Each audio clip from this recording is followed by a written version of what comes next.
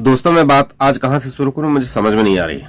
दोस्तों आप लोगों ने तो देख ही लिया है कि भगोड़ी के घर में एक रिपोर्टर भैया जाते हैं और उनको सीमा से बात करने नहीं दिया जाता है।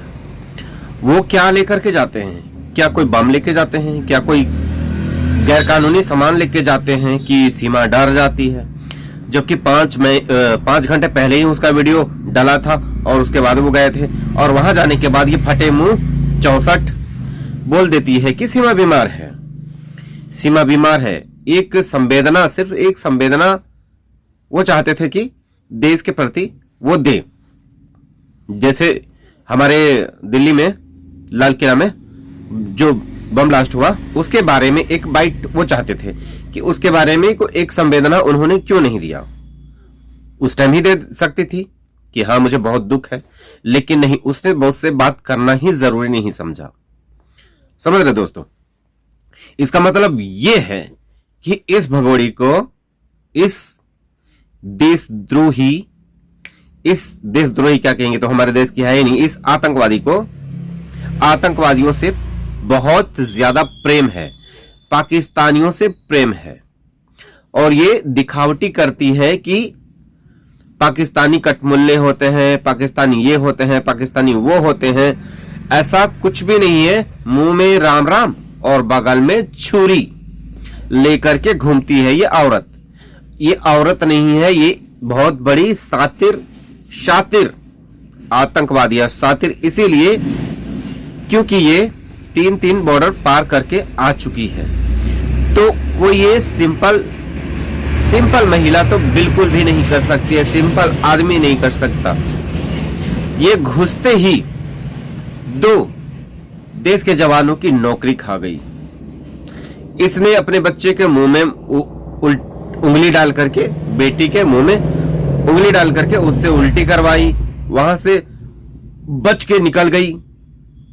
इतना कुछ किया। ये आपकी नेपाल घुस जाती है, नेपाल में झूठ मूठ का कहती है शादी हो गया, और ये दिन भर हर चीज का वीडियो बनाती है, लेकिन उस शादी का कोई वीडियो भी नहीं, कोई फोटो भी नहीं। यहां जब आती है दिल्ली में तब इसके भैया समझा देते हैं कि वहां शादी हो गया था, ये पहनो वो पहनो, सुहागन लोगो, झूठ मूठ का। और वो किस लिए? सस्ती पब्लिसिटी के लिए। ये एपी सिंह भैया, तो यहां पर एपी सिंह भैया जो है एक आतंकवादी को प्रमोट कर रहे हैं, एक आतंकवादी को यहां रखने की शिक्षा दीक्षा दे रहे हैं। तो सबसे पहले इसके पिछवाड़े पर लाठी पड़नी चाहिए और सबसे पहले इसका जो क्या बोलते हैं उसको, लाइसेंस है वकील का, उसको निरस्त कर देना चाहिए और इसको सीधा जेल में डाल देना चाहिए। क्योंकि ये हमारे देश की सुरक्षा के, आंतरिक सुरक्षा के लिए बहुत ही ज्यादा खतरा है ये भगोड़ी। और इस भगोड़ी को सपोर्ट करने वाला, इस भगोड़ी को अपने छत्र छाया में रखने वाला इस एपी सिंह को लाठी मार करके इसको अंदर डाल देना चाहिए, जेल में डाल देना चाहिए ऐसे बंदे को।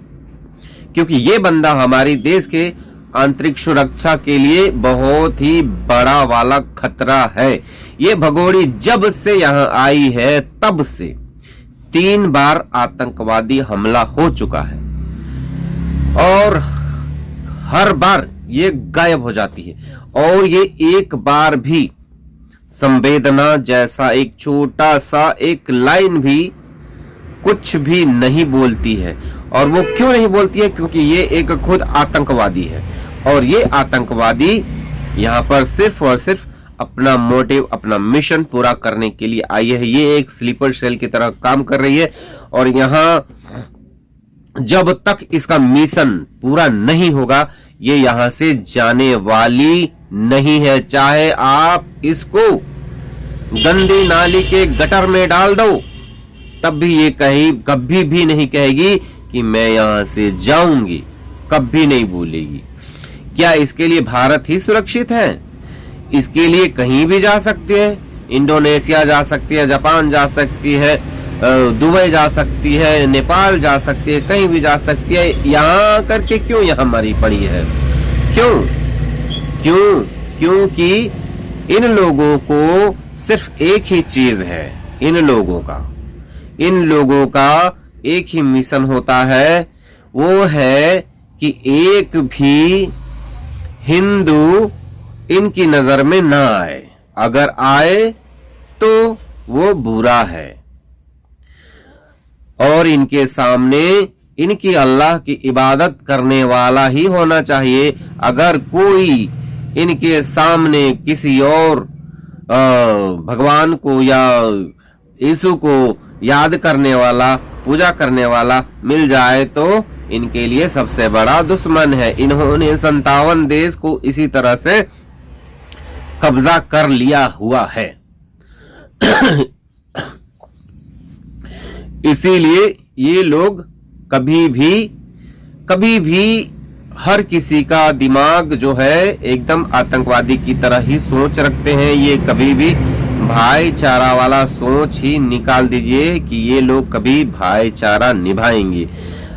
और देखिए ना, और सब देशों में, दुबई हो और कहीं हो, वहां पर मंदिर बनवाया जा रहा है, लेकिन पाकिस्तान में सिर्फ और सिर्फ तोड़ा जाता है।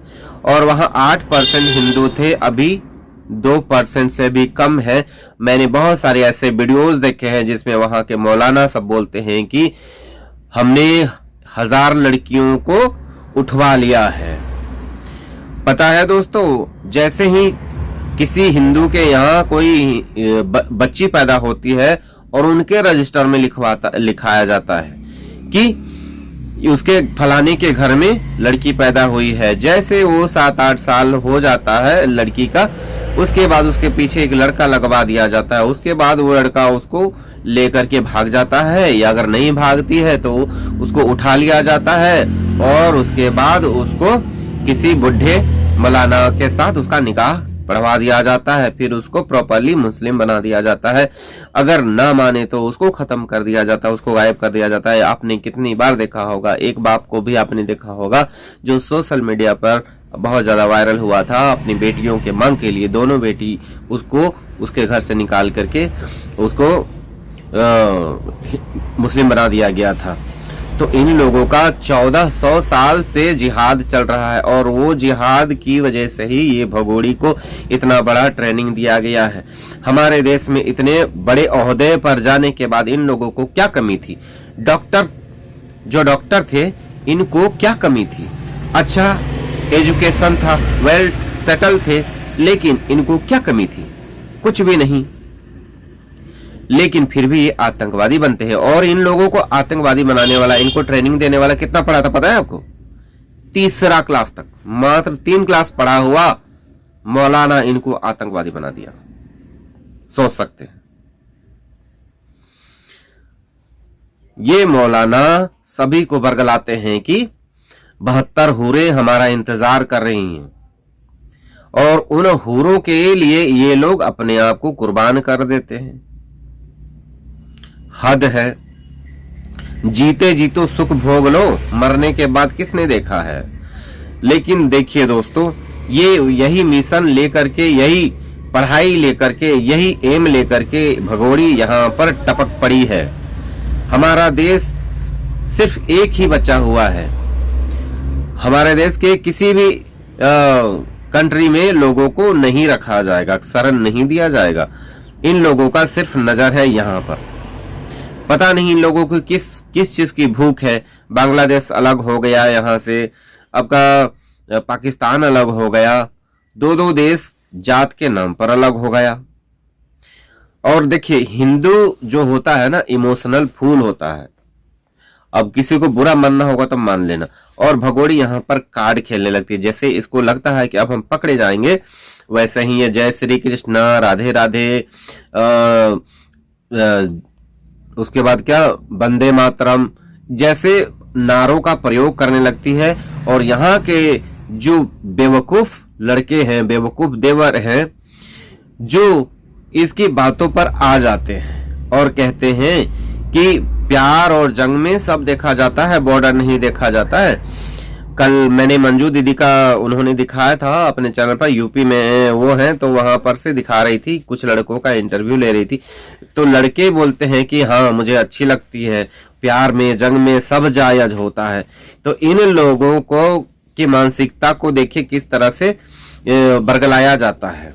इन लोगों, ये तो बच्चे हैं, इनको अकल नाम का चीज नहीं है, लेकिन देखिए कैसे कैसे इनकी सोच है। और मुझे लगता है सबसे ज्यादा गद्दार तो हमारे हिंदू भाइयों में ही है। जिसको बुरा लगना है लग जाए, मेरे पास बर्नौल है लगा लेना करके। देखिए वे उन लोगों का तो कॉन्सेप्ट एकदम क्लियर है कि हाँ भाई हमें ये काम करना है, लेकिन हिंदुओं को कभी भी ये क्लियर नहीं होता है, हमेशा कंफ्यूज रहते हैं। और इनके साथ कोई प्यार से बात कर ले तो वहीं पर भाईचारा नजर आने लगता है। जो बात होती है खुल करके बोलने में डर लगता है कि नहीं फलाना भाई हमारा नाराज हो जाएगा। एक तरह से फलाने भाई की चिंता क्यों करते हैं? क्योंकि प्रेम करते हैं एक दूसरे से। हमारे देश के लोग एक दूसरे से कभी भी ईर्ष्या भाव या मतलब क्या बोलते हैं उसको, दुश्मनी वाला भाव या कास्टिज्म वाला फीलिंग बहुत कम ऐसा देखने के लिए मिलेगा। सब लगता है कि हम लोग मतलब जैसे आप हैं वैसे हम हैं, हम लोग भाई हैं, इस तरह की सोच लेकर के यहाँ पर रहते हैं। इसलिए हम थोड़ा सा बोल दिए कि इमोशनल फुल होते हैं, जबकि अगला ऐसा नहीं सोचता है, उसकी पढ़ाई ही अलग होती है। अगर आप थूक को घृणा मानते हो तो वो थूक को पवित्र मानते हैं। इसीलिए आप उनके, वो अगर कुछ भी आपको देते हैं तो थोड़ा थूक कर के ही देंगे उसको मतलब क्या बोलते हैं, पवित्र तो नहीं बोलेंगे, थूकने को मतलब उसको गंदा करना है सामने वाले को। तो इसलिए आप एक गिलास पानी मांगेंगे ना तो क्या करेंगे, मैं बता रहा हूं, एक गिलास पानी नहीं मांग थू करके दे देगा किलो, आपको देखने नहीं देगा। कुछ भी खाने पीने को कुछ भी दिया थू मतलब उसको भ्रष्ट करना है। और यहीं पर ठीक हमारे भाई रहेंगे तो उसको बहुत अच्छा से गिलास धोएंगी, उसके बाद देंगे कि लीजिए भैया पानी पीजिए। वो अपना चाहेगा कि मतलब पूरा ये होना चाहिए, वो हाथ भी गंदा नहीं होना चाहिए और हाइजीन होना चाहिए। इस तरह से आपको ये करेंगे। और इन लोगों का कॉन्सेप्ट ही अलग है, एकदम बिल्कुल अलग है।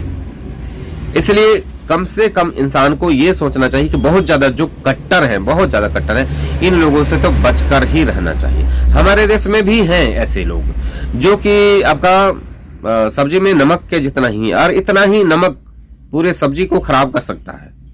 बहुत सारे लोग हैं जो एक दूसरे को कोऑपरेट करते हैं, लेकिन कुछ लोग हैं जो खराब करते हैं, खराब मानसिकता लेकर के। और वो कहां से विद्या आती है? वही अनपढ़ जाहिलों की पाकिस्तान से आती है वैसी विद्या। बाकी और सब कंट्री में ऐसा नहीं है, भेदभाव नहीं है, लेकिन ये पाकिस्तानी, इनको कुछ भी समझ में नहीं आता है। अब देखिए शेख हसीना को उनके देश वालों ने ही उनको फांसी की सजा सुना दी। वो शरण लेकर के भारत में बैठी हुई है। सुन लीजिए इन जाहिलों की। और ये लोग कमाना खाना तो बहुत दूर की, मतलब सोचते ही नहीं कमाना खाना है। तो दोस्तों अभी का वीडियो आपको कैसा लगा जरूर कमेंट कीजिएगा दोस्तों, क्योंकि मैंने जो भी बोला है एकदम खुल्लम खुल्ला बोला है, खरा खरा बोला है। जो भी बोला है आपको लगता है कि बहुत बुरा लगा होगा, अगर लगता है कि अगर मैंने गलत बोला है तो अगर आपको आपके दिल को ठेस पहुंचा है तो उसके लिए मैं हाथ जोड़कर रख के माफी मांगता हूं कि किसी भी भाई को बुरा लगा हो। क्योंकि देखिए हम गलत को गलत बोलते ही हैं और सही को सही बोलते ही हैं। ये कहीं से कहीं ये भारत की भेजी हुई गुप्तचर नहीं थी, ना ही कोई रो एजेंट थी। ये 100% प्योर पाकिस्तानी है दोस्तों। इसका बचपन का भी फोटो पाकिस्तान से ही आया हुआ है और इसका मतलब जो भी चीजें हैं सब पाकिस्तान से ही हैं।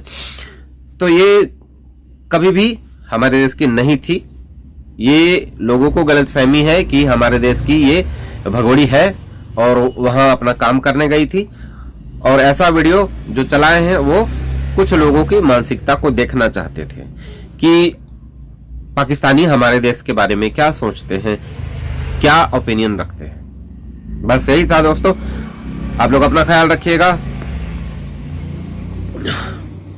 Bye, take care.